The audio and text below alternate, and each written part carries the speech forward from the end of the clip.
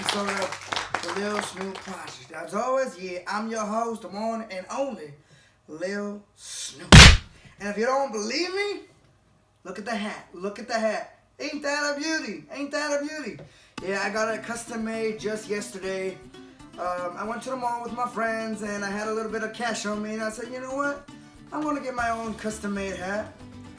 And I did it and it looks like a beauty, ain't it? Look at that. Ain't that a beauty? Woo! So if you don't believe me, the hat says it itself, SNOOP, if you know what I mean. Alright, so let's get started, shall we? Here we go. One sec. I'm trying to work on my snaps to make it sound cool. Okay, that's not working. Come on. There it is, there it is. Oh, almost got it. Come on. Okay, I'll get it eventually, whatever. Anyway, for today's video, okay, I want to talk a little about Dragon Ball. Yeah, I want to talk just a little bit about Dragon Ball. If y'all grew up watching Dragon Ball like I did at a very young age, I started watching Dragon Ball around the age of 5 and up. I don't know about y'all, but if you're a Dragon Ball fan and you grew up with Goku, watching Goku, Vegeta, Piccolo, Gohan, you know, Dragon Ball Z, up to now, Dragon Ball Super. I mean, I'm pretty sure at one point in life, every kid has tried to imitate Goku, am I right? I mean, he's really cool, you know? Like, I remember as a kid always trying to do the Kamehameha like Goku, like Kamehameha, boom! Yeah, you know, that was one of the things about Goku. I just loved doing the Kamehameha, and I still do. Sometimes I'll catch myself and I'm like, what am I doing? And I'm just like practicing my Kamehameha out of random, like Kamehameha, boom, you know. But anyway, as a kid, what stood out about Goku to me was not the fact that he can shoot beams out of his hand, or the ability that he can fly, or he's a really good martial artist, which are all really good traits about Goku. Am I right? But for me as a kid, was not any of that. It's the hair. It's Goku's hair. What's always stood out about Goku to me, you know? I mean, look at Goku's hair. You don't see that kind of hairline in your everyday to-day life, you know? Walking down the street, you see someone with that kind of hair, you know? So for me, watching Goku with that kind of hairstyle just throws me for a loop. I mean, what's the word here? His hair is very, what's the word I'm looking for? Complex. It is very complex. I mean, he's got spikes shooting out here. He's got spikes on the side. He's got sides sticking out. It's a mess. That's what I'm saying. His hair is a mess.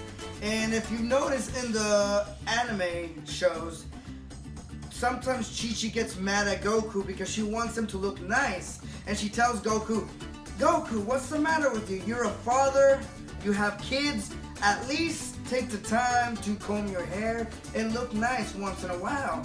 And so Goku's tried. He tries, like, in the recent Dragon Ball Super episode, where he's attending one of Mr. Satan's, I don't know, science project. He's one of the security guards, and so he combs his hair, which looks funny because in this episode he kind of looks like Gohan with his hair combed back. And it's funny because no matter how hard Goku tries to comb his hair to make it look nice to the side or whatever, his hair just goes, just sticks back out to the normal, you know, Goku spiky, wikey hair. You know, and it's funny, and it just cracks me up because his hair is just, you know, it's not tameable. You know, his hair is not tameable. You know, so that's what I've always loved about Goku. It's his hair. So, growing up as a kid, I've always been a fan of his hair. I always used to go get my hair cut as a kid and asking my barber, saying, yo, can you cut my hair to look somewhat like Goku's? And my barber would just laugh and be like, oh, I'll try. And he would leave it somewhat decent, you know, spiky and cool looking, but, you know, not exactly like Goku's, because it's kind of impossible. I mean, only like hours and hours and hours of gel products, hair products, spray cans, and all that. Yeah, but honestly, who would want to go through all that hassle? Go through the hassle and work, you know, and it's just too much stress and work, which I wouldn't want to do. But maybe just once, I would do it. Like for Comic-Con. Yeah, for Comic-Con. I would do it for Comic-Con. Dress up like Goku and do my hair just for one day. I would do it. I mean, I remember the time I met Sean Schemmel and Chris Sabat. This was like 3-4 years ago, I believe. I think this was my very first time going to Comic-Con, and I found out that Goku and Vegeta's voice actors would be there. And I was so freaking happy. I remember losing my shit. I was like so hyper. I was so nervous. I was like a girl about to watch Justin Bieber perform live. I was like that. I was losing my shit when I was in line. I was like, me and my friends were next in line, and I remember sweating. I was sweating. I couldn't. My heart was racing. I was just all over the place. And so yeah, meeting Sean Schemmel and Chris Sabat was a dream come true for me. Attending Comic-Con for the first time in my life, and I still have the photo, and I'm gonna upload it in a bit. It's great. But yeah, anyway, sorry, I've probably been talking too long. I'm sorry.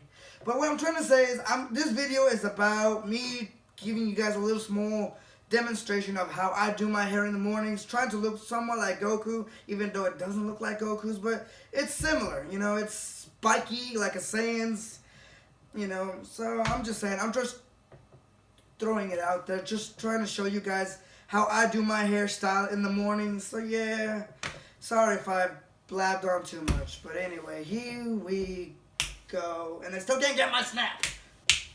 Come on. I don't know.